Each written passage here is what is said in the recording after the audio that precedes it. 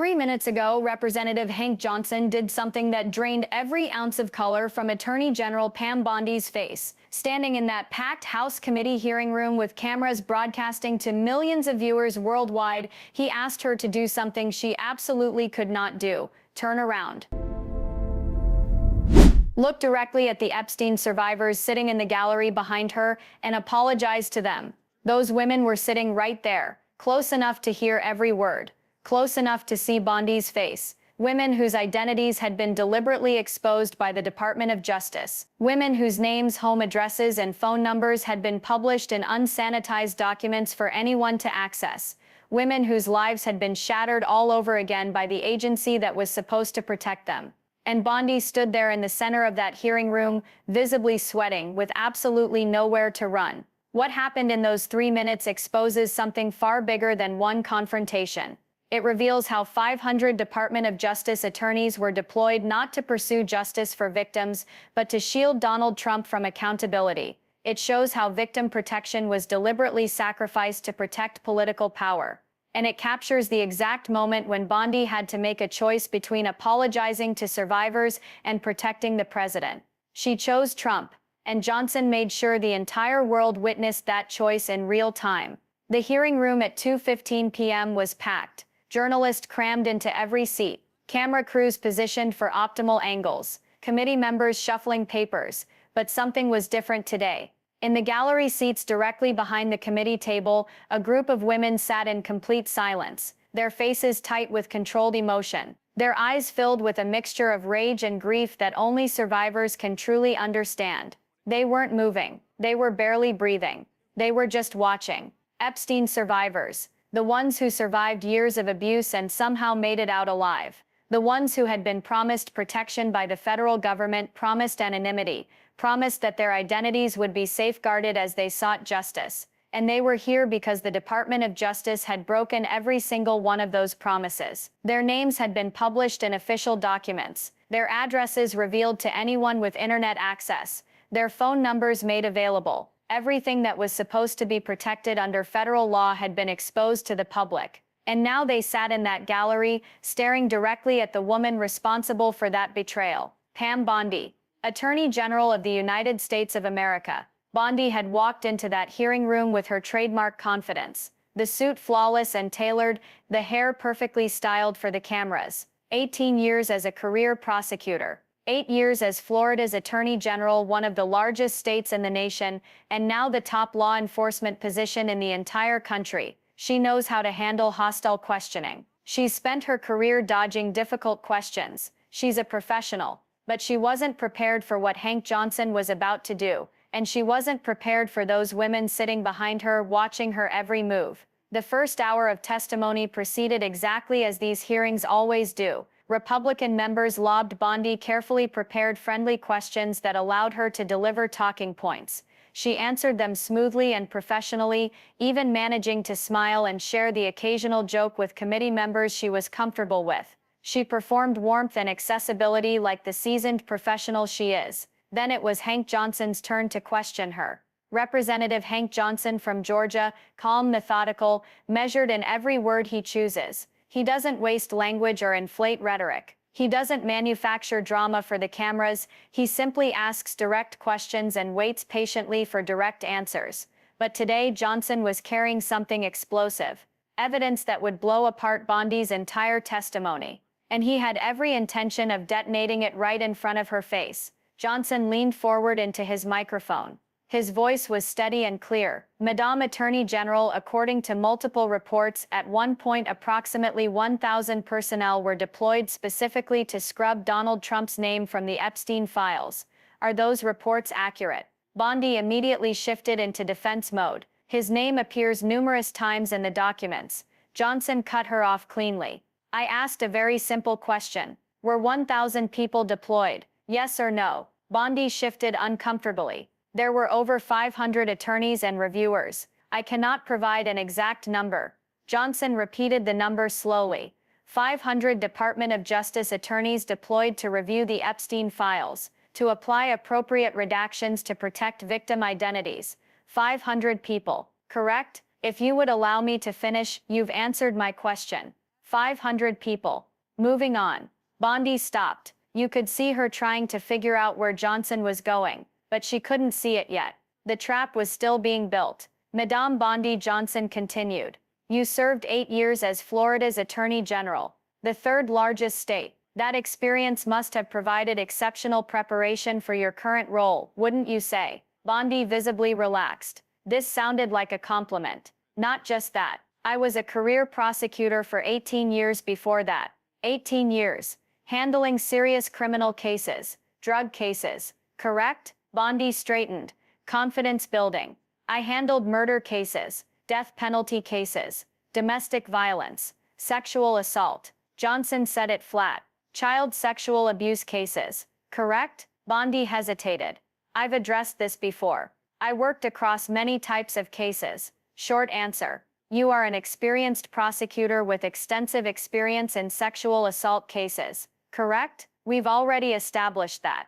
Johnson leaned forward. So when prosecuting sexual assault cases, you are acutely aware of how critical it is to protect victim identities, correct? Bondi stiffened. I've addressed this multiple times.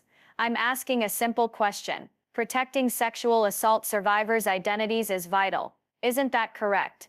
As I've stated, the protection of all victims. Are you going to answer or continue talking over me? The room tightened. Bondi's face flushed red. Johnson's voice hadn't risen, but it had sharpened.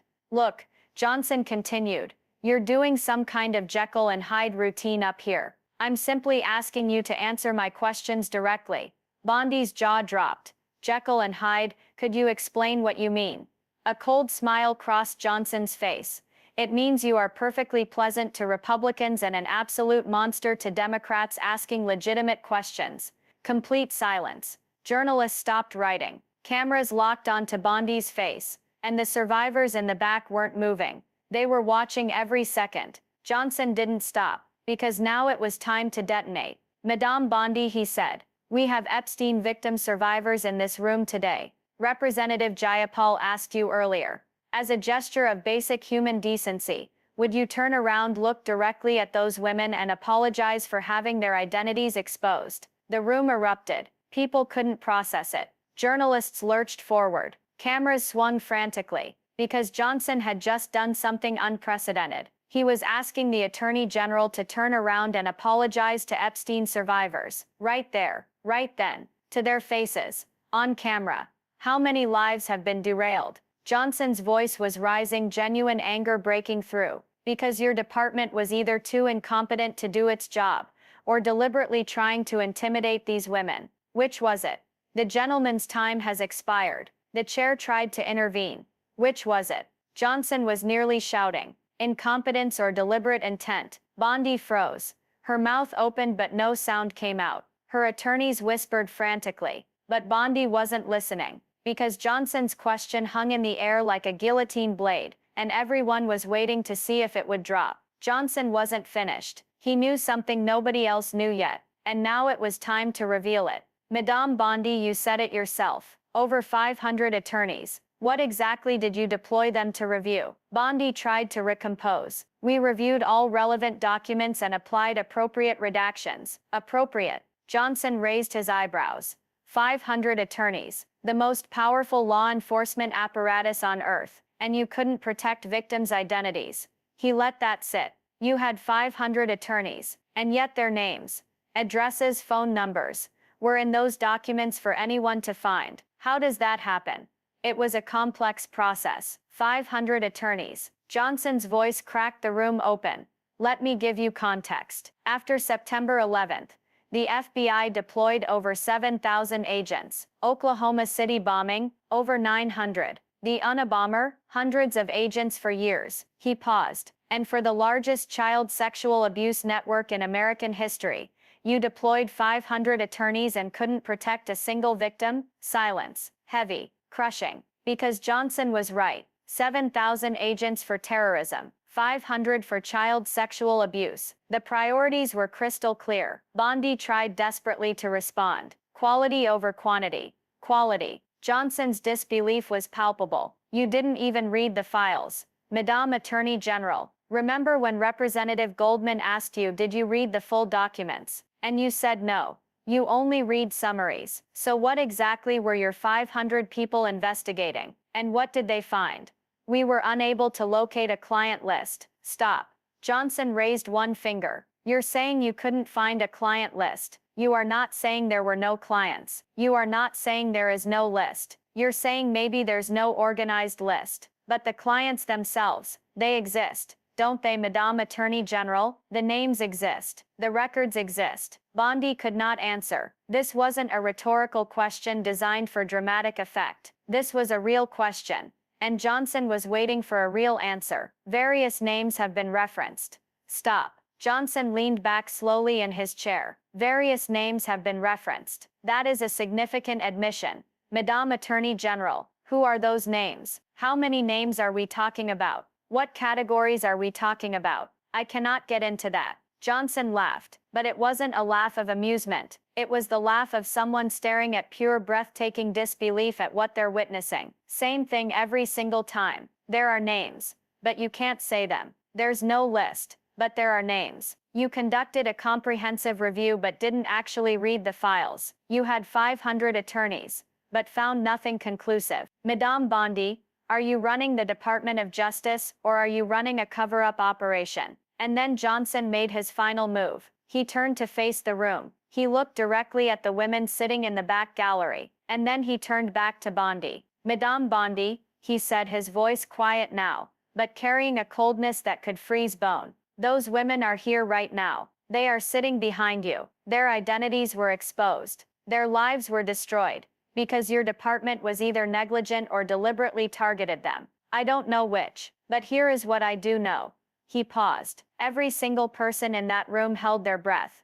You are going to turn around. You are going to look at those women, and you are going to apologize, because you owe them that. You've spent 18 years telling us you protected victims. So where is that protection now? Where is that justice now? Bondi opened her mouth. Nothing came out. Her attorneys were in full panic mode, frantically whispering and passing notes. The committee chair was hammering his gavel repeatedly. Time has expired. Time has expired. He kept shouting. But Johnson wasn't moving. He sat there watching Bondi, waiting, and Bondi just stood there. She did not turn around. She did not look at those women. She did not apologize, because she couldn't. Because apologizing would mean admitting guilt, and she could not admit guilt, because she was protecting Trump. And protecting Trump meant sacrificing those victims. Johnson stood slowly. I yield back, he said quietly. And he sat down. The hearing technically continued. Other representatives asked other questions. But nobody was listening anymore. Because everyone was thinking about that moment. The moment Johnson asked Bondi to apologize to those survivors. And the moment Bondi refused. Couldn't turn around. Couldn't look at them. Couldn't say the words. The news spread instantly. Clips hit social media within seconds. Twitter, TikTok, YouTube. News channels cut into their regular programming, with breaking news alerts. Political analysts weighed in across every network, and everyone said the same thing. Bondi had been completely destroyed, because Johnson had built the perfect trap. First, he made her comfortable. He praised her experience, the 18 years as a prosecutor, the Florida Attorney General position, the sexual assault cases, the victim protection expertise. He let her relax and feel confident. And then he snapped it shut. If you know so well how to protect victims, why didn't you protect these ones? You had 500 attorneys. How do you fail this catastrophically? Was it incompetence or was it deliberate? And then the final devastating blow. Turn around. Look at them. Apologize. And Bondi couldn't do it. She couldn't, because apologizing meant admitting she had sacrificed those victims to protect Donald Trump. And she could never say that out loud. 3 minutes. That's all it took for Johnson to completely dismantle her credibility. 500 attorneys deployed to shield Trump from accountability. Victim identities deliberately exposed to the public. Trump's name appearing numerous times in the documents. And Bondi's absolute refusal to turn around and apologize to the women whose lives her department had destroyed. This is no longer conspiracy theory. This is no longer speculation or partisan accusations. This is documented scandal. entered into the congressional record, broadcast to millions of viewers, captured on camera for history. The Attorney General of the United States refused to apologize to Epstein survivors because protecting Trump was more important than protecting the victims of child sexual abuse. And those women are still sitting there in that gallery, still watching, still waiting for the justice that will never come from this administration, because this system was never built to protect them. It was built to protect the powerful. It was built to shield people like Trump while sacrificing people like those survivors. If this breakdown exposed something you won't see covered in mainstream headlines, share this video. Make sure people understand what actually happened in that hearing room. Make sure they see how Bondi chose Trump over victims. Subscribe so you don't miss what comes next. Because this story is far from over. More revelations are coming. More confrontations are coming. And you need to see every single one of them. Thanks for watching.